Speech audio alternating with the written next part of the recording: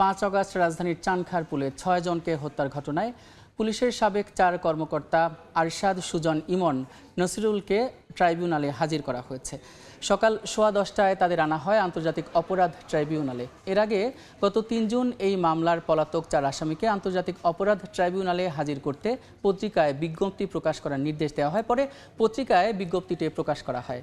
এই মামলায় পলাতক 4 আসামি হলেন সাবেক ডিএমপি কমিশনার হাবিবুর রহমান, সাবেক যুগ্ম কমিশনার প্রদীপ কুমার চক্রবর্তী, রমনা অঞ্চলের সাবেক অতিরিক্ত উপকমিশনার শাহ আলম মোহাম্মদ আখতারুল ইসলাম, রমনা অঞ্চলের সাবেক সহকারী কমিশনার মোহাম্মদ ইমরুল। ছাত্র জনতার গণ অভ্যুত্থান চলাকালে গত 5 আগস্ট রাজধানীর চানখারপুলে গুলি করে 6 জনকে হত্যার ঘটনায় মানবতাবিরোধী অপরাধের মামলায় আনুষ্ঠানিক অভিযোগ গত 25 মে আমলে নেন ট্রাইব্যুনাল।